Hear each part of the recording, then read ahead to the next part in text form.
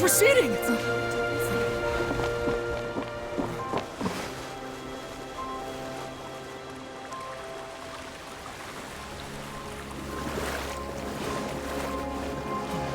It's a miracle! Water's receding. We didn't dissolve. The prophecy was wrong. The prophecy was wrong!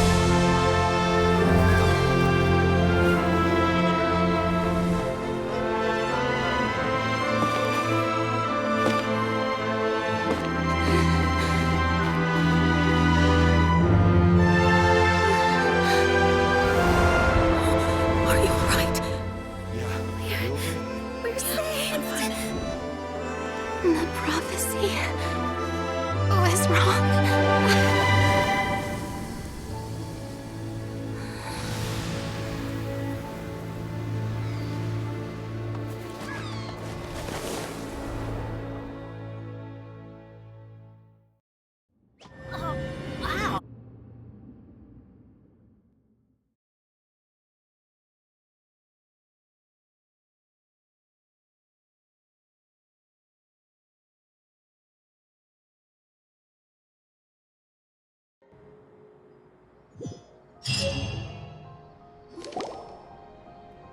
The soil renewed. The Steambird attacks post-disaster rebuilding.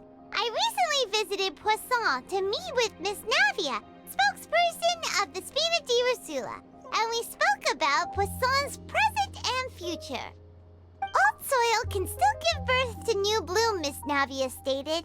Hope is like seeing a small cookie when you're starving late at night. You just need a little of it. I ship Winglet, booner brain of the Fontaine Research Institute. The various disputes that have arisen on account of Mr. Edwin have suddenly become a shield over the Institute, with Jurier turning out to be a once overlooked hidden gem. People always call the first researcher mad, but few know what to call the second.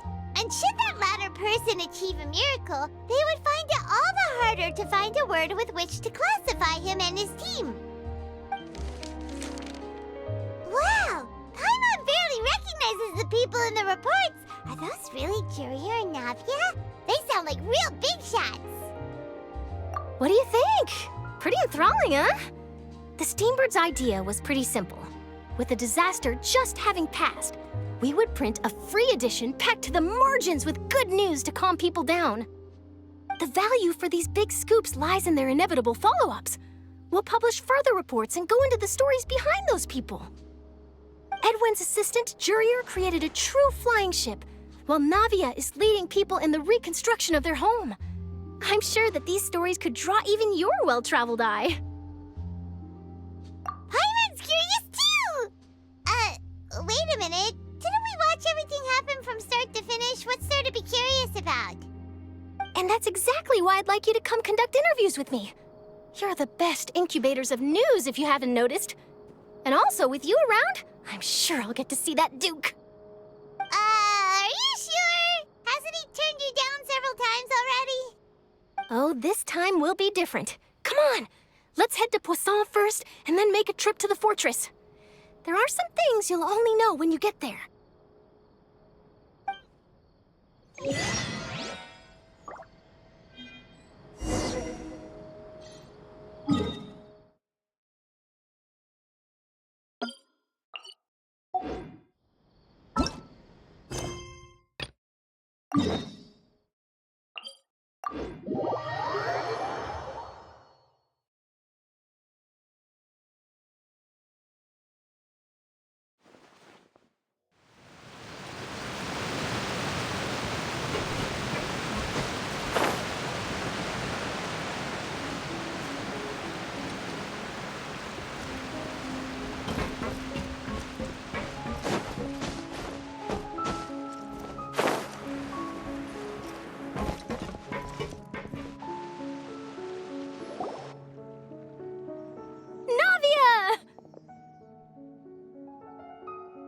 Oh, it's you.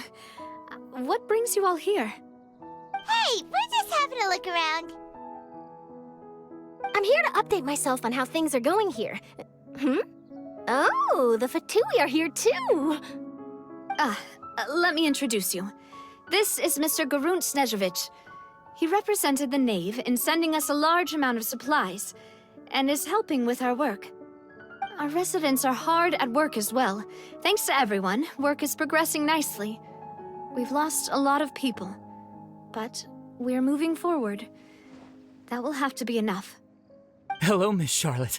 I'm a big fan of yours. I especially like that article you wrote last year about Fontaine's stray cats. But if you don't mind, could you not emphasize our role too much in your report? It's not charity we're doing here. We just happen to share the same interests as the Spina. I get where you're coming from. I'll keep it as simple as possible. Or would you be willing to feature as friendly neighbors? That would be fine. Thanks.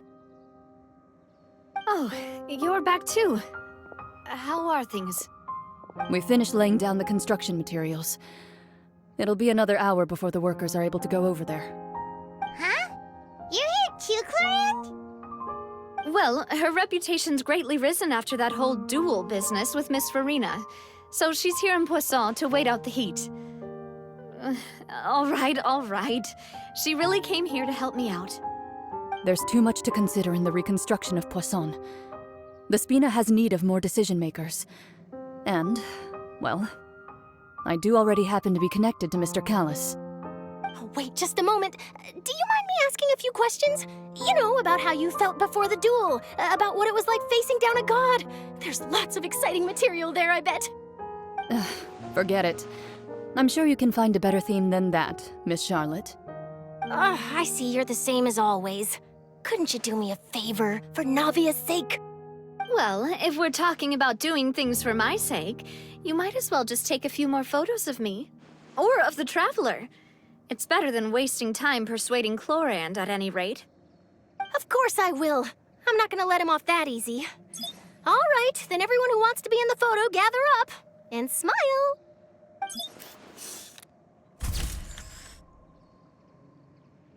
How did it go? Was it a good shot? Did Paimon look cute in it? Not bad. Your addition really helped the composition of the picture. All right, hang on a moment. Let me snap a few more shots.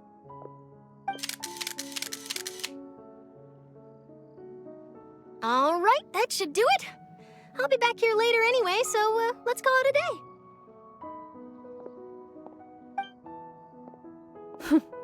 You're very quick. Speed is of the essence when it comes to the news, and freshness is the key. Also, not to brag, but I'm pretty good at building connections. Who knows? I might eventually get that interview with you after all, Miss Clorinde. Wow, you really do have that never say die spirit. I'm impressed. I'll hazard a guess that this is how you got that interview at the Fortress of Meripede. Whoa, you're well informed. Let me make a guess, too. I asked Sijuin, who told Monsieur Nervillette, and he told you, right? That's a very complete information chain. In truth, all Monsieur Neuvillette asked me was, when did the fortress become so friendly towards the media? I told him that it was best not to speak too soon. There's no guarantee that Ridsley will make a personal appearance. You're right. I've got to treasure every moment I have with them. In which case, I'll be making a move first. Stay safe now, and tell me if you hear anything interesting. I'll treat you to afternoon tea in exchange.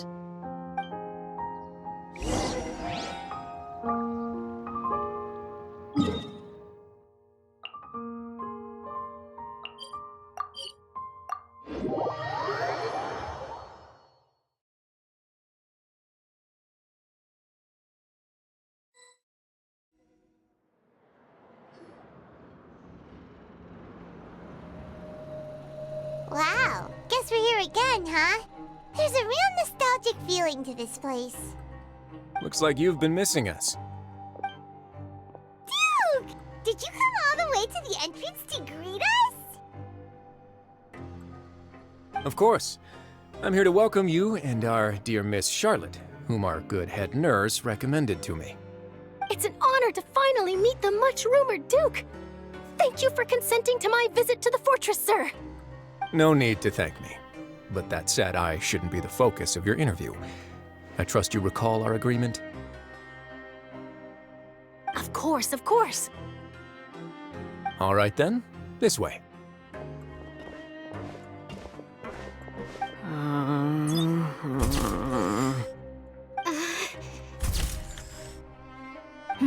Hey, no need to be so nervous.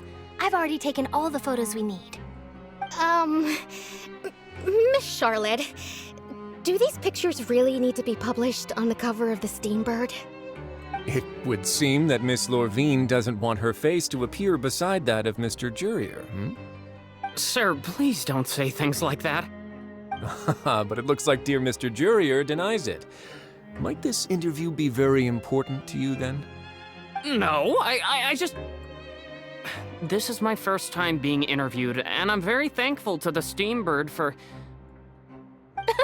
Now, I might not look it, but I actually did meet Mr. Edwin once. And I'll be honest, I enjoyed chatting with you more. You've definitely got more of that genius vibe going on. The boat that brought about a miracle, the ark that saved the people. Why, you recreated a myth back there, like an emissary of legend. Still, if I might ask, where's that flying ship now? Huh! Looks like Charlotte's trying to get herself another exclusive scoop. I have to apologize, but that ship is presently in the bowels of our factory. I'm afraid it won't be easy for you to get a shot of it. Really? Well, then in that case, could I have an interview with you to make up for that loss?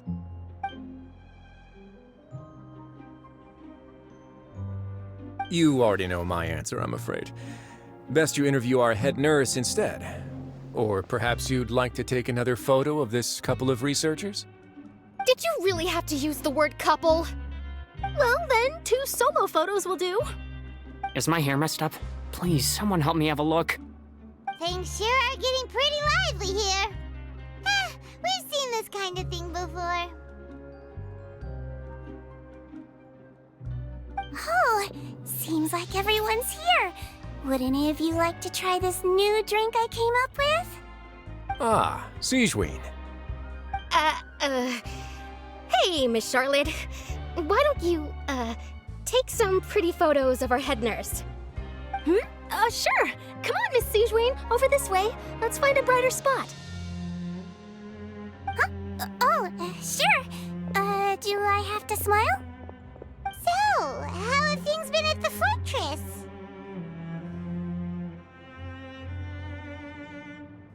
Same old, as you can see. Fontaine's undergone some changes, but this place is still more or less the same. Other than that flying ship, it got a tad too much attention, I think. That's why I decided to let the interview go through. We should direct more public opinions toward the behind-the-scenes heroes. Am I right, Mr. Jurier? Miss Lorvine? You're too kind, sir. I believe that you too should have your day in the sun. Not that you would want that, which is a pity. I'll just leave the spotlight to you two.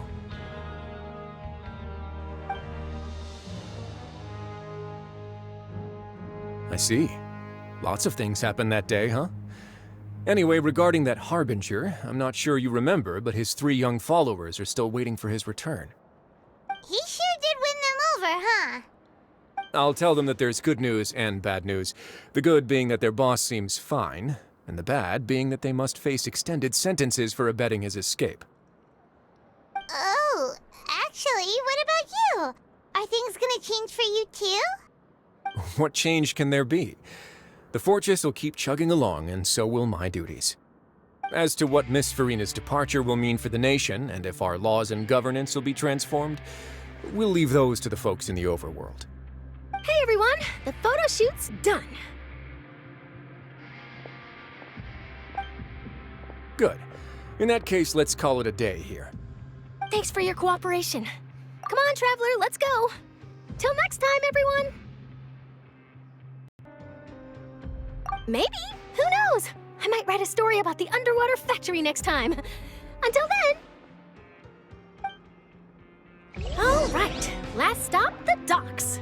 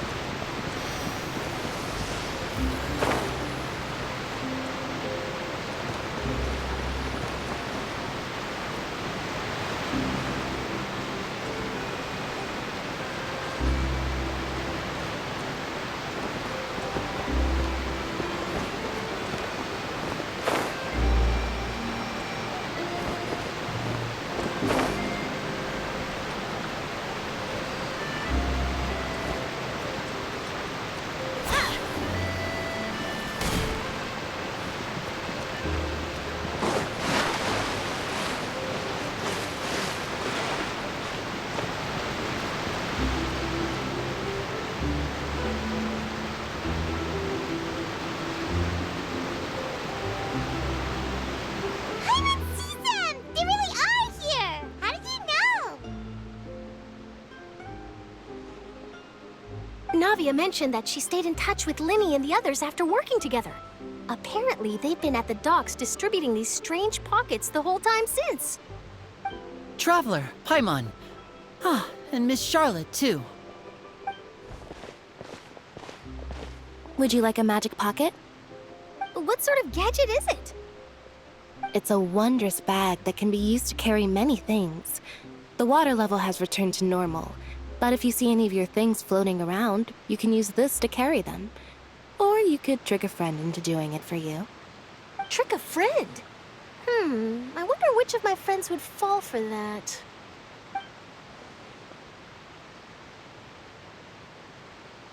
You could just make a friend like Fremine here. Isn't that right, Fremine? Is this what you meant by, I'll help you make some more friends?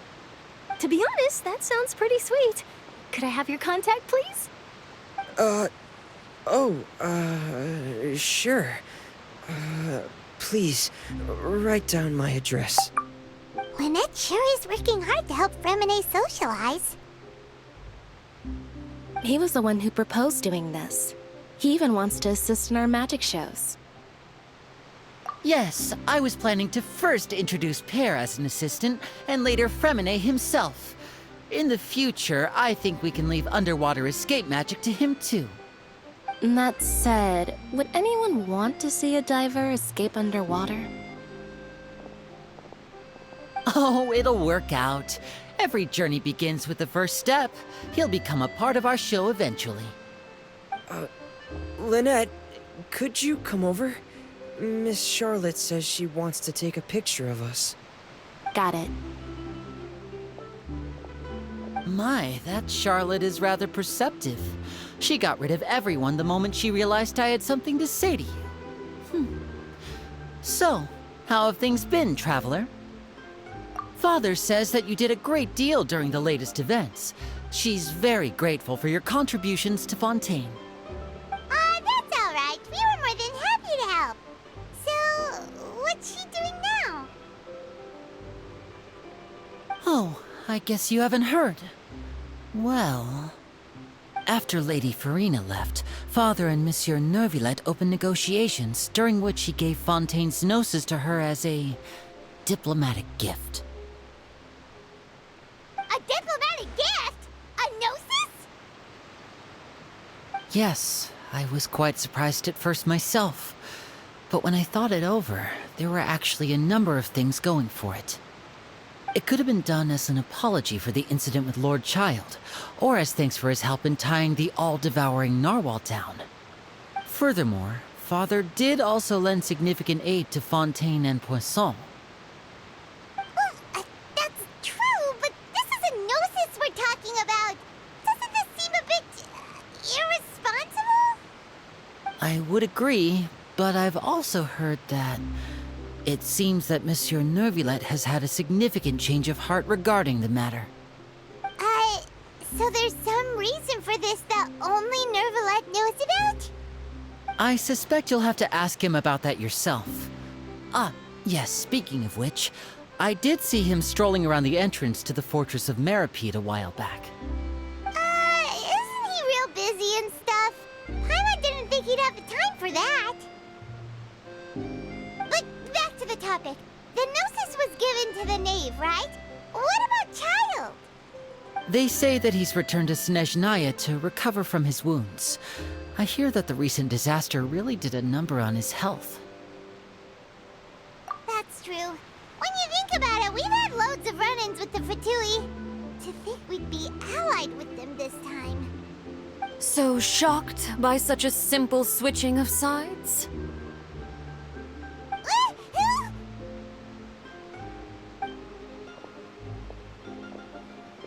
Father! Well, well, what do you know? Come to the docks to see how my children are doing and meet the Traveler by chance. Please do not pay my accomplishments in Fontaine too much mind. I would have done them regardless. Are you going to take the Gnosis back to Snezhnaya? That is our duty as Harbingers, yes. Don't be too preoccupied with sides. The goal of the Fatui concerns not a single place or person, but the entire world. With such a grand goal in mind, it is inevitable that we must wear many masks. Switching my masks is something I've always done. Well, that depends on many things. No one truly knows what the future holds. What good is honesty if you can't rely on it forever? As for you, I very much look forward to our next collaboration. Good things cannot be achieved alone, and you've proved yourselves to be great partners. A vision? All right. I'll remember to return it.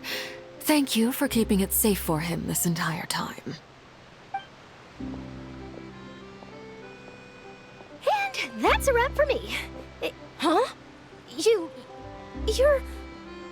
Greetings, Miss Journalist.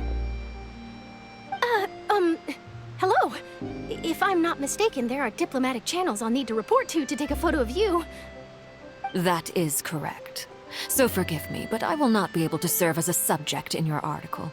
However, feel free to write as much as you'd like about our dear magicians and our upcoming rookie talent. I will. The sea breeze is quite pleasant. I shall continue my walk while the weather remains so agreeable. Farewell. Farewell, Father. Oh, she has such an intimidating presence. I didn't even dare to take a picture. Thankfully, I've already wrapped up all my pre-scheduled interviews. Thank you all. This'll be more than enough for me to write about, I'm sure. Don't be too nervous. Why don't you take a magic pocket before you go? Here, Traveler, Paimon, you take one too. To move things about? That's right. Funny. I was giving out magic pockets when we first met too. And what do you know? I'm doing the exact same thing right now. So many things have happened, but the pockets are still the pockets. I guess this must be life. We will all follow our own paths, and serendipity will lead you to your fated friends. All right then. We'll be handing out pockets in some other districts later, so we'll get going now. Have a good day, you two.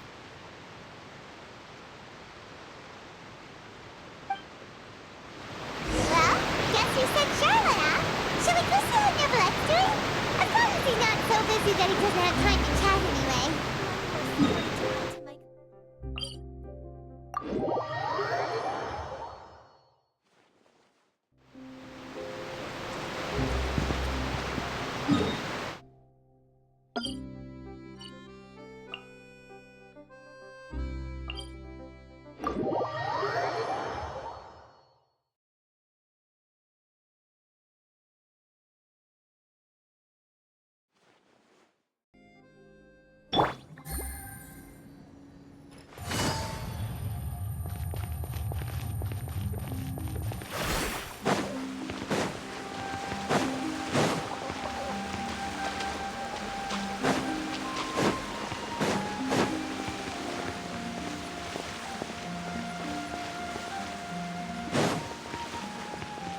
Take it easy.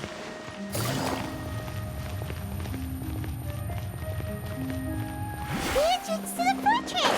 Ooh, he really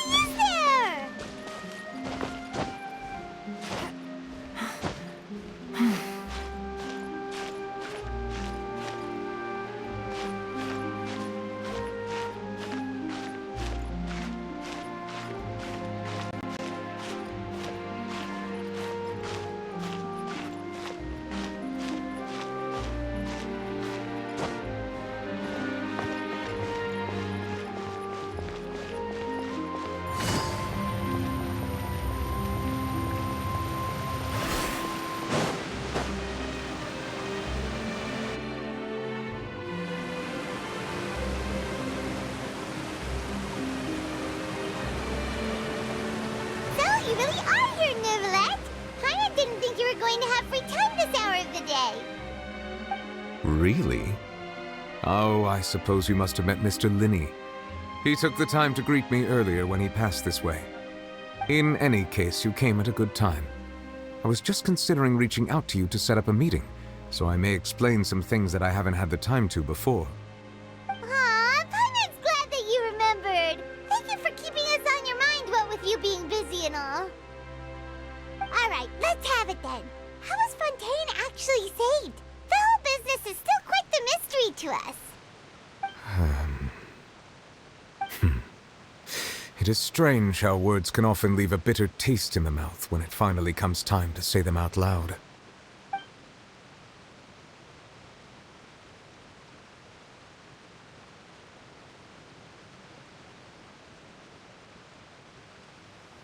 Whoa. So that's what happened? Focalor destroyed the divine throne of the Hydro Archon and restored your power to you, transforming you into a fully fledged elemental dragon sovereign. But Paimon still doesn't quite get what you did to save the Fontainians from dissolving. For me, the authority of the ancient dragons refers to absolute control over the hydro element. Fontainians were incomplete humans born of Egeria's use of the power of the primordial sea, with constitutions similar to that of mimics. But so long as those primordial energies remain within them, I could use the ancient dragon's authority to grant them true blood, after the fashion in which life was first brought into being on this planet. In other words, when I gave my verdict, Fontainians became true humans, and thus would naturally no longer be dissolved by water from the primordial sea. Focalor must have counted on you to make that decision as well. Your verdict was the key to making the prophecy appear to have come true while saving everyone. Yeah, and in a manner of speaking, Focalor finally managed to fulfill the original Hydro Archon's wish to turn Oceanids into real people too! It seems from your expressions that you still have more things you wish to ask. Ask away. I will tell you the truth as I know it. I have investigated his case along many avenues, and I have learned that he once fell into an unknown chasm when he was young. There, by chance, he awakened the all-devouring narwhal. But whether it be by sentiment or reason, that should not have been enough to consider him the root cause of the disaster. At most, he would have had tangential liability. As for the judgment passed by the oratrice during the trial, whether it was due to that liability by association, or Focalor deliberately using him to buy time for us on the assumption that he would be able to hold the creature off, I cannot say. Guess Focalor had Fontainians in mind the whole time. In the end, it was thanks to her that they finally became real humans. Hang on a second. Paimon suddenly got another question. Back when Fontainians hadn't yet become real humans, were the children they had also transformed Oceanids? Life has always flowed like water. Do you recall how Fontainians would often come to the Fountain of Lucine to pray for children? Yeah! Lynette said the fountain is where all the waters in Fontaine converge. In truth, even those couples did not know that such prayers were no mere custom, but instead a form of ritual. Those Oceanids who were blessed within the spring water would later descend as new humans in the coming months. Paimon sorta gets it now. Either way, seems like this ritual won't be of any further use, but it'll probably live on as a local custom. Ask away. I will tell you the truth as I know it. Yeah, about that. Risley said Farina has already left. What's that all about? Ah, Lady Farina. The people are only aware that her death sentence has not been carried out. She abdicated the post of Hydro Archon and left affairs related to that title to me, before leaving the Opera House. I related Focalor's words to her faithfully and completely. After hearing them, she seemed neither saddened nor comforted. She simply said that she was tired and needed to rest. Having said that, she then packed her things and moved out of the Opera House, not unlike how an ordinary person might. But she's still got a place to stay, right? You need not worry. I will make arrangements to ensure that she will not want for food, clothing, board, or travel. In truth, I am somewhat happy for her. The wear and tear on her spirit will, of course, take time to heal. But now that she no longer has to play the role of Focalor the Hydro Archon, she can finally lay down her burdens and lead a normal life. What about you then? What are your plans now that you've regained your full powers as the Hydro Dragon? After Focalor passed on, the Oratrice also ceased to function. This matter will directly affect our trials. After much careful consideration, I've decided to take over its role in our courts. From now on, I shall hear cases and pass verdicts by myself. Looks like you're still considering stuff from the perspective of the Udex, huh? As an elemental dragon, there are indeed many things that I must do. But this power and this duty, in a manner of speaking, you could say that both were granted to me. As such, before I attend to my other responsibilities, I must first and foremost continue to serve Fontaine as its highest judge. The duty of the Hydro Sovereign and the duty of the Udex shall coexist within my person. Additionally, the Hydro Archon's departure has brought about another problem, which is that the Opera House shall no longer produce indemnitium. That's true. That power was derived from the people's faith in the Hydro Archon, wasn't it? Wait, but the various mechs and machines in the city are all still okay. Where are they getting their energy from? As I am now, I have full command over New Musia, and it can serve as a complete substitute. Another reason why I cannot quite leave Fontaine immediately. Wow. This ancient dragon's authority stuff is really quite useful, huh? Ask away. I will tell you the truth as I know it. Oh, that's right! They say you've given it to the knave as a diplomatic gift or something! Leaving aside their intentionality, the two Fatui Harbingers have indeed done much for us during this crisis. Their sole remaining goal in Fontaine, at least at this point, would seem to be the Gnosis. The Oratrice has ceased to function. The Hydro Archon's divine throne is now no more, and I do not need the Gnosis's power. As such, it has lost all meaning for Fontaine. If the Fatui have impure designs, we might as well accede to their request now, and avoid unnecessary conflict. What complicated considerations! Paimon thought you were just giving it to them out of gratitude to the knave and as an apology to Child. Ask away. I will tell you the truth as I know it. You will soon be heading to Natlan, I presume? I'm afraid that I have little talent as a travel guide, so all I can do is tell you what I know about that land. As far as I'm aware, Natlan can be said to be a nation of dragons. A nation of dragons?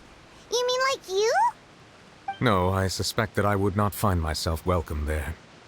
Unlike ancient dragons such as myself, the dragons of Natlan have undergone long years of development and evolution. Large numbers of them have entered a form of coexistence with humanity. Natlan is also the nation of war. War ravages those lands like an undying flame. There is one other piece of information I got incidentally from my negotiations with the knave that I believe may be useful to you. The harbinger known as the Captain has thrown his hat into the endless ring of war. The Captain. Sounds like a real tough customer.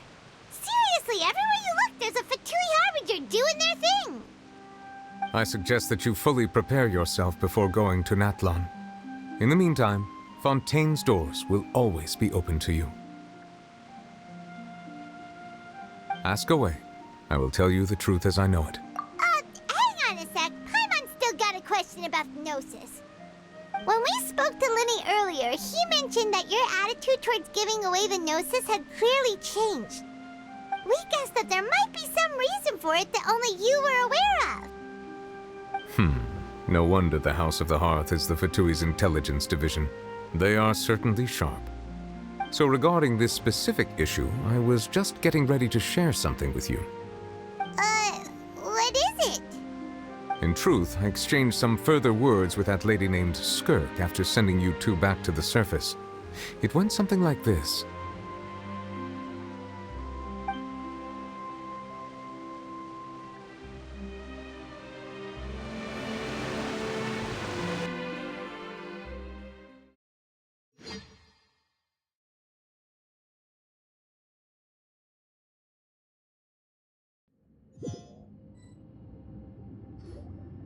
Well, we're going to head topside to see what's going on. You hurry over soon as well, all right, Nervalet? What next? The all-devouring narwhal isn't here, so I'm no longer getting any interference. I can finally catch the scent of your power, what it's made of.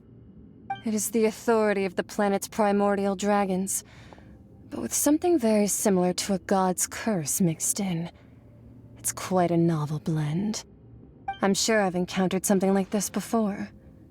What was it again? I do not know what you speak of. Of course. How could I forget? You should have the remains of the third descender on your person, yes? Remains? I've never heard of any such thing. According to your parlance, I believe it may be called a gnosis. Well, that much is true. After Focalor's divinity faded, she handed her gnosis to me. But I fear I have never heard of it described in the manner that you just did. I've been training with my master, the Foul, ever since I was young, and I have never returned to the surface since. So most of the information I possess, I got from him. It is only natural for those who are greater than humanity to possess a different sort of common sense, which is why there are so many problems in our attempts to communicate with humans. Regardless, you should probably get rid of objects of misfortune to prevent any disasters from befalling you. To live in itself is a blessing. But once a person dies, the bonds he once had with this world shall all turn to curses. What do you mean by that? No need to fret. These are just my personal thoughts, and my reason for no longer wishing to return to the surface. This third descender you refer to, who are they? And when did they die? Master never mentioned them to me. Perhaps it just wasn't that important for me to know. If you're interested, though, I could ask him. I'll be sure to pass the answer on to you next time. Next time? You believe we will meet again? I do. Wait. I have a disciple of my own, don't I? He can be the messenger then.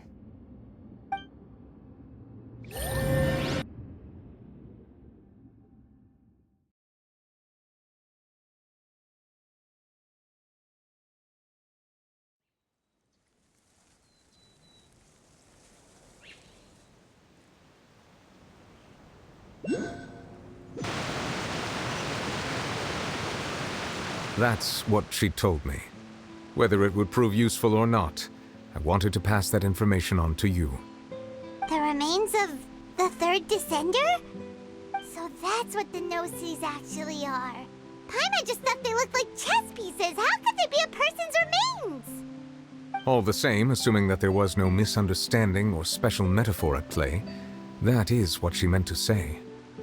And she said that it would bring misfortune and that you should check it, which is why you gave it to the Fatui. If she speaks the truth, then I would simply be putting Fontaine at unnecessary risk by keeping it here.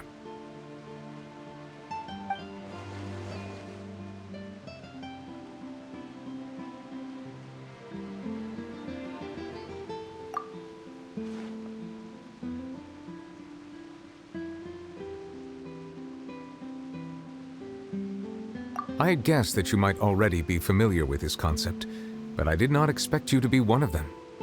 That means that the Gnosis, which are exceedingly element-compatible and can even enhance elemental abilities, do indeed come from the third descender. I wonder, does your body also possess similar properties? Like being able to use elemental powers without a vision. That does sort of count as special compatibility, right?